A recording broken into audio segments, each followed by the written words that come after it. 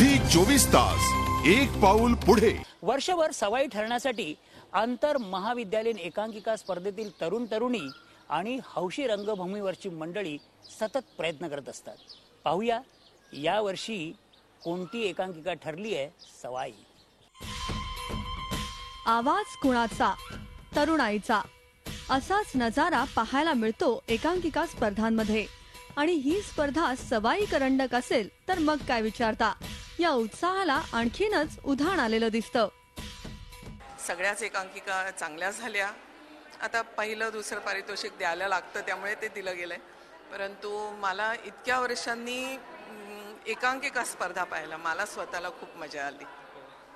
सुंदर एक्सपिरियन्स होता। एक तर महत्त्वाची गोष्ट म्हणजे या निमित्ताने पुन्हा एकदा फ्रेश व्हावं असं वाटतं। सगळे ही जी काही तरुण मंडळी म्हणजे मी काही म्हातारा झालेलो नाही, पण तरीही माझ्यापेक्षा तरुण मंडळी ही जेव्हा वेगवेगळे प्रयोग करतात तेव्हा खूप काही शिकायला मिळतं। एकांकिकांचा राजा मानल्या जाणाऱ्या सवाईमध्ये यावेळी बाजी मारली रिश्ता वही सोच नई या एकांकिकेनं। तर द्वितीय क्रमांक पटकावला एनेस्थेशिया या एकांकिकेनं।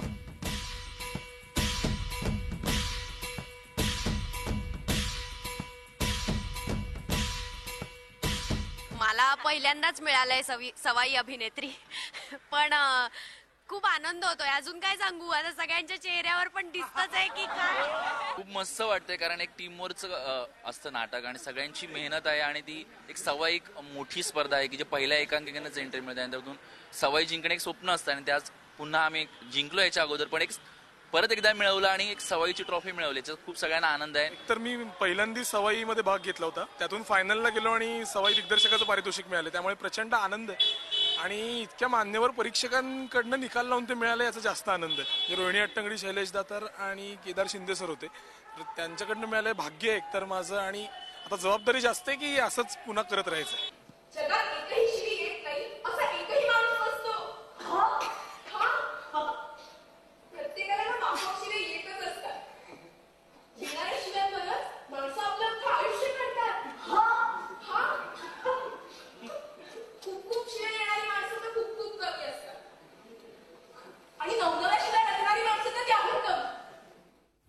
उत्कृष्ट अभिनय आणि दर्जेदार एकांकिका याही वेळी सवाईमध्ये पाहायला मिळाल्या।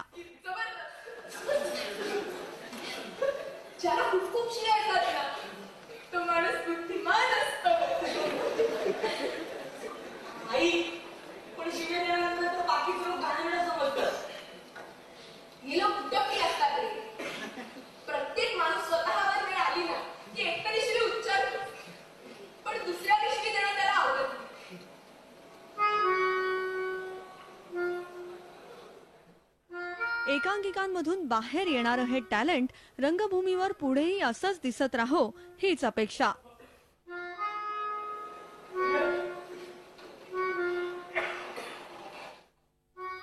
झी 24 तास साठी ब्युरो रिपोर्ट, मुंबई। मंडळी, मी आता घेतो आपली रजा, पण नाटकाच्या राज्यातला हा दरबार पुढच्या रविवारी देखील भरणारच आहे, तेव्हा पाहत रहा नाट्य दरबार। झी 24 तास एक पाऊल पुढे।